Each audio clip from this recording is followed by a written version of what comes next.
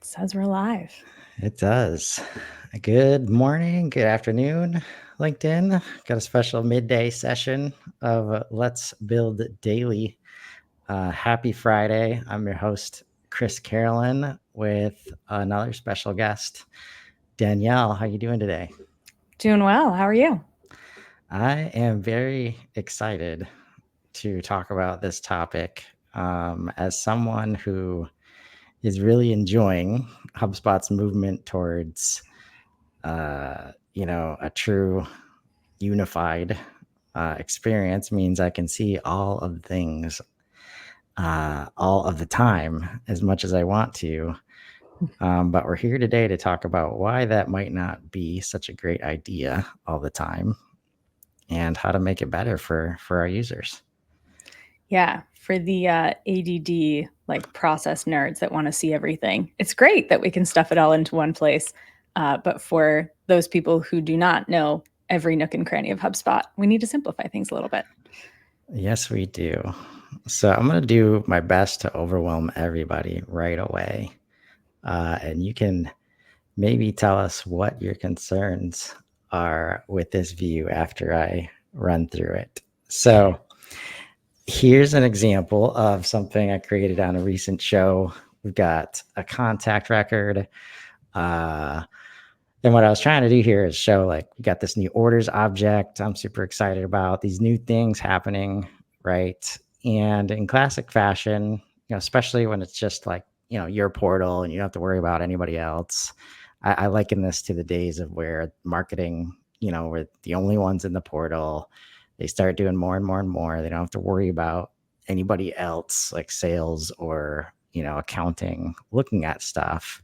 So this is what often happens. We start to see, hey, we're going to add these properties and we're not going to manage the view. So we end up with this huge long list. Maybe we do create some more sections and it's just like endless scroll on the left.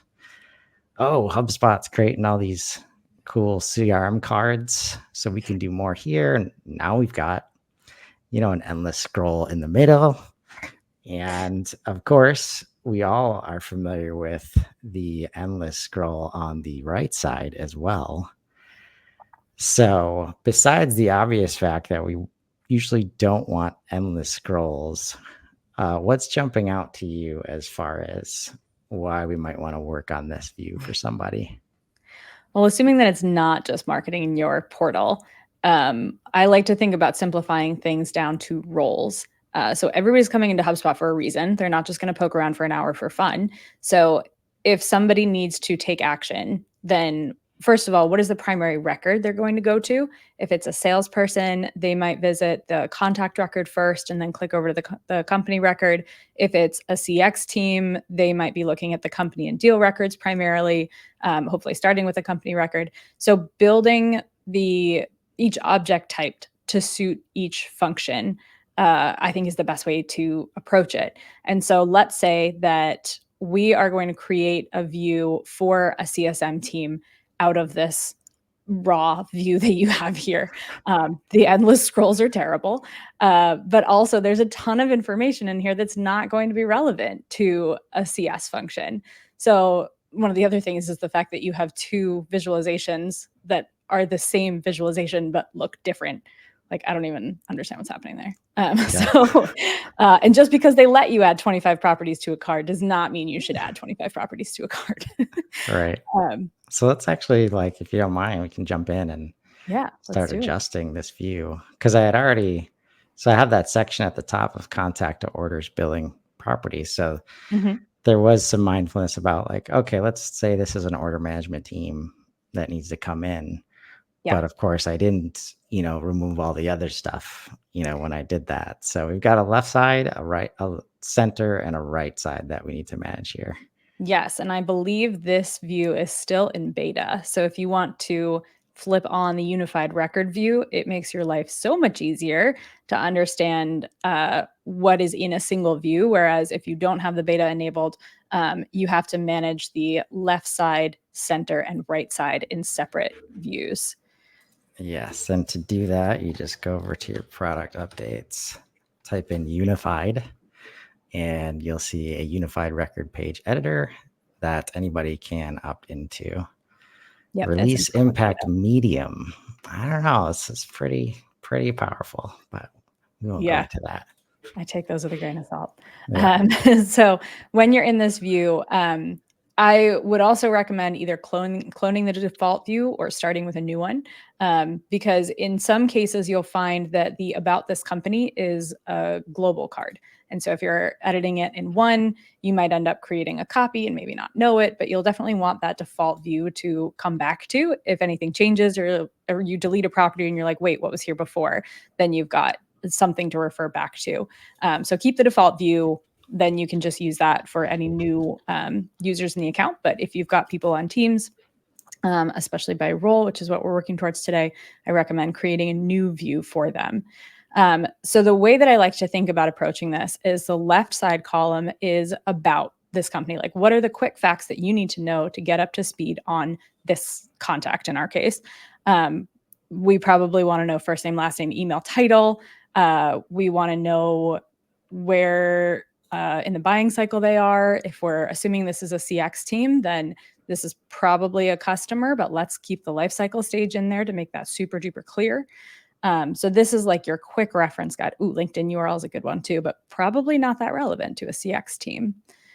So we've got life cycle stage, we've got lead status.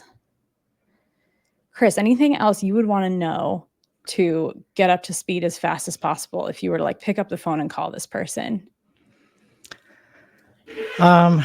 This is where deciding where to put the information, I think, comes into play, because Yeah, definitely if I'm in CS, I want to know stuff like product they might have or of may have course. Yeah, purchased, and that's where a lot of this we may have been forced to try and create in this space, right? But now, since we have a product history card, we might not want it to be over here, right? So yeah, I think anything related to their relationship with the business, to help contextually say, okay, I can quick look here, and then now I don't have to ask them all these questions, right? yeah, exactly. And I do think most people who end up customizing these views will end up cutting things out of this section, because in my experience, I've seen that clients just kind of stuff everything they need to know into the left side column, either because they didn't know they could create multiple views or didn't know they could edit the center column.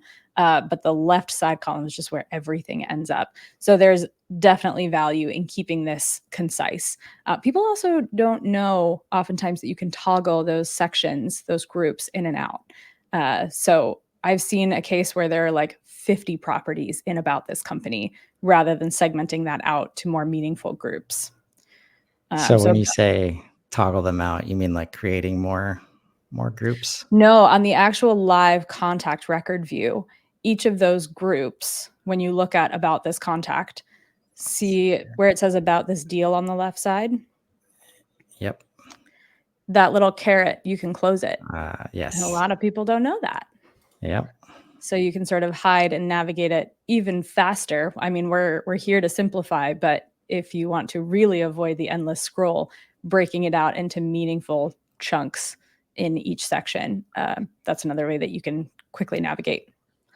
Yeah, and I think that's often a balance we're trying to strike with the users, because once they understand the data might exist in the system, you know, and once they catch that, like, oh, HubSpot can do this, like, which we want them to do, we want them to be excited about it. But that's when you get the, oh, I want to see this, and I think Yeah, we should be seeing this, and I need to know this.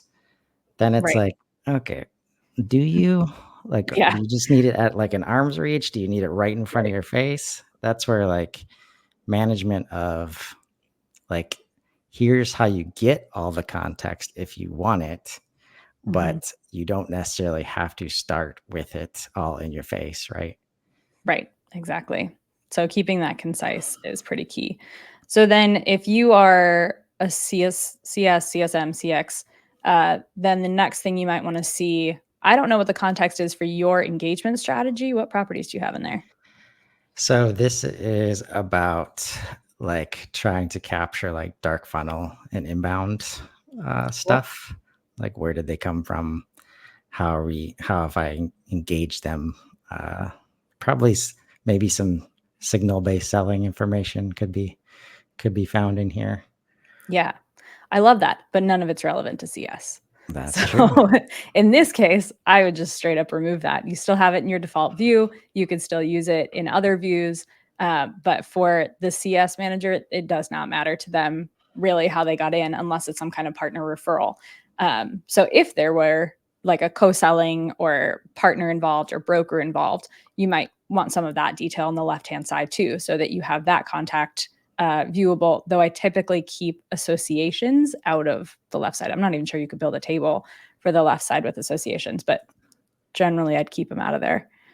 Yep. Right now for contacts, at least, we've got, these standard cards, which I was going to suggest maybe removing, Yeah. and then just properties. So this is becoming a space where we can, I think, rely on mainly just properties. Yes. So how do you think about like which properties are here versus properties that are in the middle? Yeah. So I've got anything you need to know about the record on the left side. Anything you want to take action on will go in the center column, and any associations would go on the right column. So that's sort of how I think about moving through it, especially because those center column cards are really easy to update. So if you've got 6 properties that need to get updated after a CSM call, if you don't have that in a playbook, which you probably should, or you have a pro account where the playbook doesn't actually update properties because that's an enterprise feature, then having those properties that you need to update front and center and clickable, you get a lot more real estate if you stick that in the center column. I've also seen clients do some of that on the left-hand side, especially if it's like a deal. You've got like a closed one reporting section on the left-hand side. So when a deal is set to closed one, they require that their reps fill out that section, like an internal form almost, to say like, why did this deal close? What are relevant notes about this? But that would be on a deal record for a specific sales view. That wouldn't really be viewable. It may be viewable to a CSM if it's relevant for that handoff or onboarding. But generally, like I would just keep that to sales. And then marketing will go look for it when they need it because we want to know everything. Yeah, that's true. So I'm going to come back just to my other contact view here so we can compare. And this is still default view, so we won't there's still a see lot any in there. changes. And that's where, like, as you create these different views, an important aspect is definitely to have like a team, structure built out so you can actually assign these different views, to people based on users. But as you were talking about that, like properties in which cards or which spaces, I was just playing around with this more this morning. That's where I think like a lot of some of the user adoption, struggles I've had is that, trying to get people away from their spreadsheets or Yes. there are other systems like ERPs are kind of known for creating a very spreadsheet-like experience, like inside. And that's where, I was playing around with this more today, like these middle cards, right? So let's say you are CS and in this case, you're manufacturing and billing addresses change, shipping addresses change. Now that we're on a contact record, we can see stuff related to the order right here. Mm-hmm. And we can move through this and, make changes just like so I'm tabbing through each field, just like you can in Excel, right? And as much as I, initially when it's like, no, HubSpot's not Excel, we're not going to try and recreate that. Yeah. I've come a long way and say, hey, if we can recreate it, like, let's do it. Some people just, they like that, right? Yeah. And it does make it a lot easier to maintain information when you can edit it that quickly. Absolutely. And it just makes it so accessible. I think process adherence is one thing that I know Super talks a lot about. And having things in this view can make it easier for people to adhere to a process, because the view that you have set up here right now is actually a deal that you're editing, right? It's an association to a deal. This is actually an order Okay. that was created from a deal. But Okay. yes, that's the idea. Right. So you're editing another record from Right. this view is the point that I'm trying to make. And so to get people to update things across records, like if you're a salesperson working on a contact and you need to update company details, then you make that company association card, highlight the things or only put in the properties that need to get updated. And then they can just click through it and it's done. No one has to click to another screen. You can point people to a single place where they update all the things and then it's done. It just makes it so much easier for people to move through their day and get things done that really impact the whole organization. Yes. And that's where, like, with stuff like this, and why I say things like, okay, now for real, there's a truly unified viewing experience in HubSpot possible, Yeah. because we are bringing a lot of the commerce data. We can bring a lot of the commerce data in a way that makes sense. We Mm-hmm. can put it right on the records that you need it to be on. And like, we're not replacing all the functionality of ERPs and accounting systems. But if we can get our customer facing teams doing all this in one place and sending the right information back and forth to these other systems, man, their lives get a lot easier. They can focus on the customer instead of, oh, I need to fix that address. Let me log into this other system real quick. And it's going to take Mm-hmm. 5 minutes to load. And like, it's Yeah. just, we're miles ahead of where we've been. And it's an exciting place to be. Yeah, definitely. So coming back to our intent for the center column being action, we just hit that nail on the head because you can take action to edit properties, but you can also take action that if you're a CS who needs to call because there's been an issue or something like that, and you need to get the background beyond just what's on the ticket, you click over to the company record. Now you could see potentially your product data. If you're a SaaS company and you have that piping back into HubSpot, you can create like a product usage card, and that can have their product role, it can have their last login, it can have whatever you map over to be a quick reference guide for that CS before they pick up the phone. And like maybe they don't even have to scroll beyond the breakpoint because it's right there in front of them. And it will all be relevant. Right. And imagine just, so this product history card is something that automatically gets created, based on line items that were from the deal that closed. Pretty soon, like you can pick orders too. And this matters right now for anybody integrated with like Shopify or NetSuite. But like, just imagine, like, and this is kind of what, we've developed another object, since we can't rely on the line items all the time. Like you mentioned, you create this, whether it's SaaS or manufacturing, this works in both places. Like, Mm-hmm. here's this product that we sold this person. We want to understand usage, warranties, renewals, like all this stuff. Like, okay, let's try and do that in another object.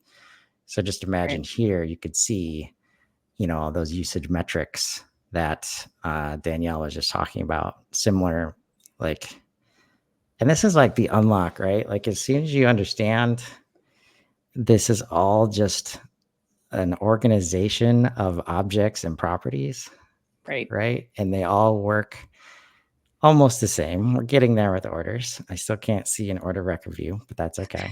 Uh, but like, it's just like, if you can think it up as a property, or if somebody now tells you, I want to see this data on this screen, there's just a couple of questions, that you should ask first on whether you're creating a new property, a new pipeline, a new object. So let's go there. Like, if somebody says, I want to see this here, Mm-hmm. what kind of questions are you asking them? There's the simple why. Like someone usually has a reason that they're even saying it in the first place, and they're going to try to sound smart and not tell you. And then if you can just ask, what is it, the 5 whys, ask enough times to get to the real answer, like the real human, not corporate washed answer of why they want to see that or why they want that thing. It reveals a lot about their understanding of the architecture in HubSpot. So like just Yes. yesterday, I was on a call and it opened up the data architecture view in HubSpot. Am I calling that the right thing? Data model. Data model. That's what I Yep. was. Because their concept of objects and properties and associations and association labels was just getting really convoluted. So I was like, let's scroll out for a second and just talk through what all of these different pieces are. And so when someone says, I want to see this, is it because they want to update it? Is it because they want their team to do something different with it? Is it because they think that's the answer to everything? Like, just getting to what is the thing that you actually want to see and why? What are you going to do with that? It's funny because that's usually my first question when people are like, well, I want this dashboard built. I'm like, but why? What are you going to do with it? What answers are you looking for with this? What questions do you have that you think this is going to answer? But I think all of those questions apply in this case too. Like, what do you think is going to happen when you have this? How does this change your day or your workflow, or your team's workflow, to hopefully make their lives better and not more difficult? Because if I just say yes every time a client asks for something, nothing gets easier. It actually gets way harder because now we've got things pointing in different directions. So yeah, just start with why. Get to the human reason why they're asking for that in the way that they are. And then, you know, the ADHDers among us can sort of like cycle through their brain in the background and be like, well, here are all the 47 different ways these actually connect together and the 3 ways I could build it for you. And hopefully that comes out in plain English, but not always.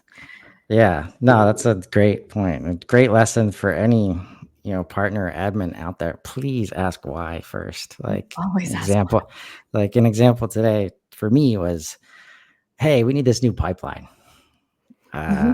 Someone For told the me they needed a new deal object. I was like, no, you don't. right.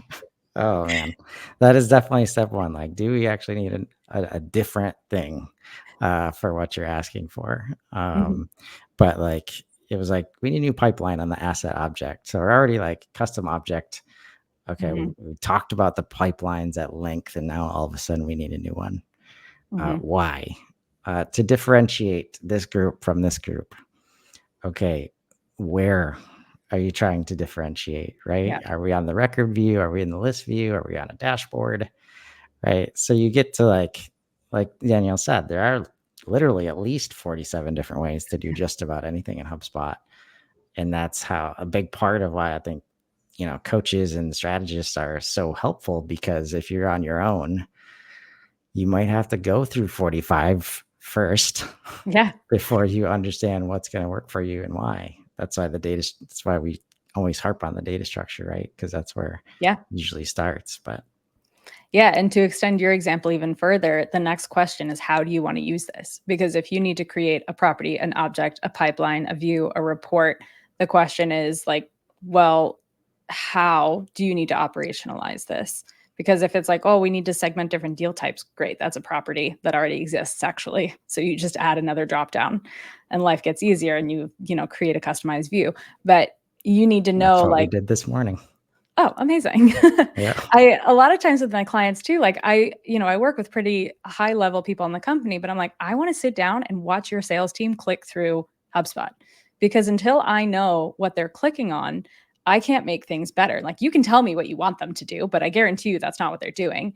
And I found out that one SDR was actually scrolling through the entire activities timeline to figure out the channel that someone came from, because she didn't know you could filter it. She didn't know you could uncheck things. I never would have known that she didn't know that. And I made her life infinitely better by showing her that hack. So like, truly getting down to like, how do you need to use this information? And hopefully you have some background of like what it looks like when someone logs in and the things that they click on and what they're looking for, as you start to build. So like, you definitely need some prep work before you come into this view editing moment. But as long as you've got just a baseline of background knowledge, or you have someone, maybe you get the sales director and one SDR on the call as you build this out with them, or are enabling them to build this, then you've got the right context to keep moving forward. Yes. Oh man, so many things I want to double click I on know. there. I'm like holding myself in. I'll talk about it anymore. Right. We'll save it for next time. So the middle view, we're taking action on stuff here. Yep. What are we doing with the right side? So we get into a bit of a gray area here, because the right side is all of our associations. But in some cases, we actually want to pull those associations into the center column, especially when it relates to like you're showing with line items and orders and those kinds of things, because you're very limited as to what you can see in the cards on the right side. And in the center column, you can customize the columns that are viewed in the table. So if you've got, all of the deals associated in the right side column, it's just a list of deals and the like one or two properties that you can enable in that card view. And so it doesn't give you a whole lot of context to do anything with it. So if I suggest leaving deals in there, like all of the primary associations that your team works with most often, still leave those on the right side so that they're easy to click through and everyone still knows where they are because that's what they're used to. But pulling some of that into the center column is still really helpful, because if you're a CX or CSM who needs to take action on the latest deal, maybe it's an onboarding move, maybe it's a support thing, you need to see the tickets that are associated with it. You need all of the context for that ticket that you're trying to act on and connect the dots between the record you're looking at, whether it's a company or contact, to the tickets that are available. And if you have the table where you can see the status of those tickets and the owner of those tickets, then you can contextualize your conversation so much faster. Whereas if you only had tickets listed on the right side, that view is just too limited to really do anything with. And so I keep the right side as like a parking lot for all of the things you might want to click into. But basically, it gets so out of hand so quickly, and people basically dismiss it past the first page break, because every single integration that you turn on is going to dump something into your right side column. So like the fact that you scroll down and I saw all of those plugins like adding things for you, you've got like 12 different plugins there, and some of them created multiple groupings. Yeah, So it's a lot. it's really a lot. So you'll probably want to clear out like 75% of that and just remove it. So if you are focused on a CS function, then the orders, the deliverables, you might want to have a company a little bit higher up. Leads, probably not relevant to a CSM. Payment links might be. I was hoping you'd say that. Yeah. This is where like understanding the process that specific team, and the reason I love this space, the space that we're in talking about this, like what I think one of the important things is that we need to create spaces that if you're asking a team to be responsible for something in HubSpot, they need to own it, right? Mhm. They need to know that nobody else is going to mess with it, right? And we're not creating, multiple teams fighting over how the records look and all this stuff, right? We can do all that now, just to clarify. But this is where, like, if your CSM team, because this happens in manufacturing a lot, and I think there's like still a lot of people learning about the leads object and how to use it and stuff like that as well. But if your CSM team is in any way responsible for highlighting when upgrades are possible, when resells are possible, when Mhm. cross sell is possible, that's where if you understand that they're responsible for that, which they aren't always, you might have like an inside sales team or, other teams that need to do that. But when they are, that's where it's like, okay, for this team, we're going to leave leads on there. Yeah. Make sure we understand the process. Once you hear this on a conversation, and this is only possible like process wise, because we're making it easy for them to do it, right? Right. Usually if they couldn't create a lead from like the same view, then it's easily like some other team's responsibility that now you have to send an email to that team or you have to notify. Right. It's just, this is why like resell, cross sell, upsell, like initiatives usually have a hard time being successful because we make it hard to be successful. But when they have this card right here that they can be like, oh, you're really liking that product. That's good. You saw this, upgrade notification. Sounds like you're interested. So like bang, new lead. And then sales team gets notified or whoever's responsible for that. So like Danielle said, understanding the process that the team and how they use the system is so important. And definitely as coaches, I've found, at least for me, yeah, like there's a lot of will to not overwhelm like the individual contributors sometimes. So it's like when we start to talk about, okay, we need to map process, we need to understand how the system works together. It's like, okay, we'll let them do their day job. We're not going to bother them with this stuff. But almost always you learn something new when you bring them into the conversation and they can say, oh Yeah. no, that's not how I do it. Right. Right. And you learn so much when that happens. So try to invite them into the process as quickly as you can, in my opinion.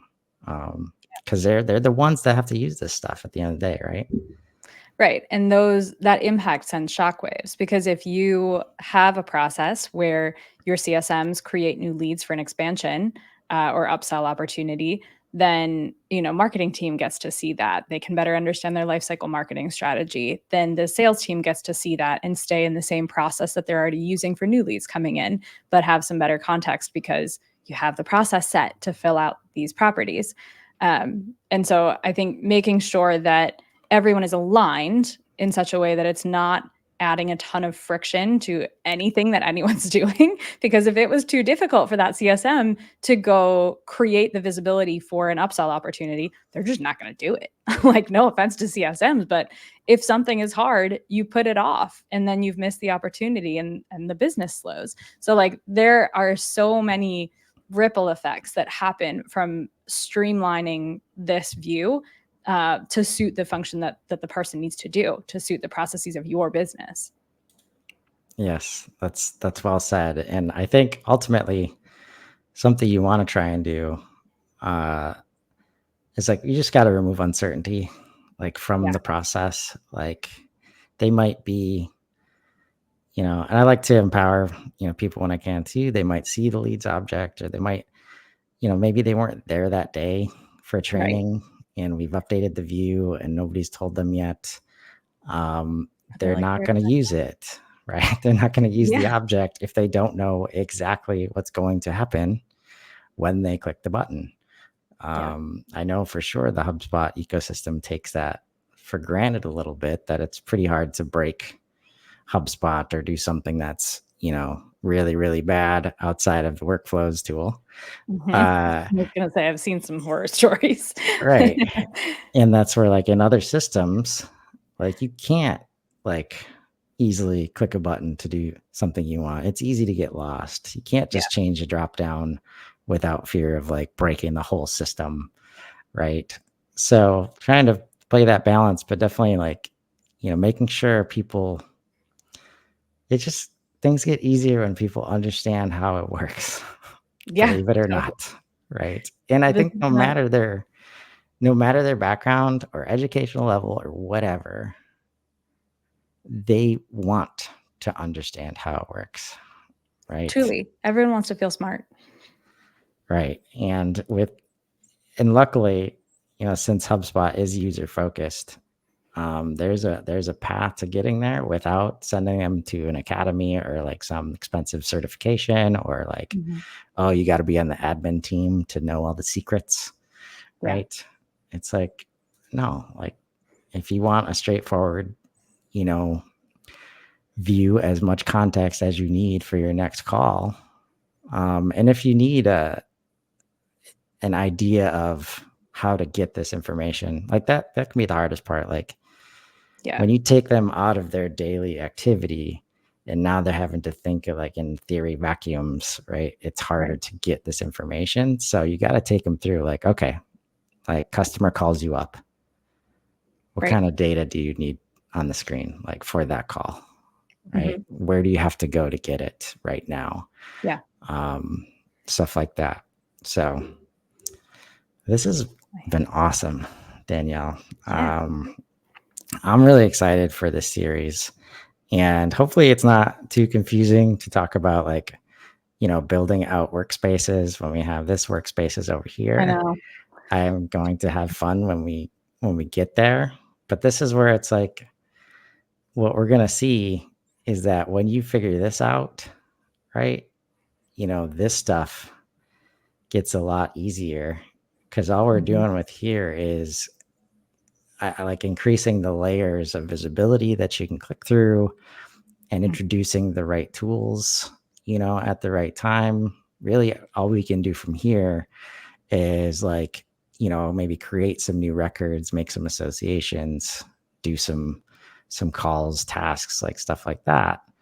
But Yeah. on these other workspaces, we're including, like, easily start up sequences and, just using the whole, in this case, the sales tool set, service tool set, Right. customer success tool set, stuff As like you're that. talking, I'm kind of thinking about how these are differentiated. Those workspaces that HubSpot has defined as workspaces are sort of a connection between tools, whereas the record views and how you create that as a quote workspace is more of a functional thing. Like you're working within the records, and the other ones are tools connecting together and the apps that HubSpot offers. Right. Yeah, I think that's a great way to put it.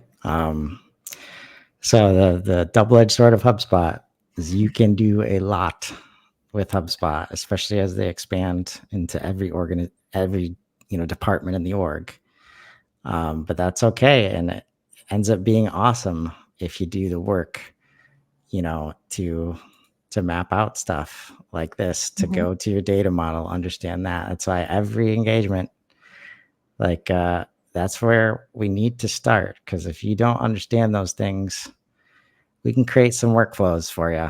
But if you've been doing something crazy, with your data model, that's how you break a lot of stuff. I've seen Right. it go wrong. So I'm sure we'll be able to show some wonderful examples in the future. Um, Yes. but I think that's good. That's a lot of information for one day. What do you think? Yeah, definitely. Hopefully, you can jump right in and start changing some things around, though. Yeah. I'd say don't be afraid. Like, that's the beautiful thing about this new record customization stuff. Like, they've got the card library. Yeah. Like, so the ability to just remove and add stuff in and start to test layouts is just so much easier than it was just like a few months ago. And if you haven't taken a look, like, you got to come in. I guarantee there's improvements, Yeah. that you could be making that, we were just talking before we came on, like, as an admin and a super user, like, we take a lot of this stuff for granted. Um, but sometimes it's just a few clicks to just go from somebody hating the system to literally loving the system. Right. Yep. And we're going to help you do that with this series. Thanks so much, Danielle, for joining us today. Thanks so much for having me on. See you again soon. And until we see you again, come check out this record customization space. Find the opportunities and let's grow. Have a great weekend, everybody.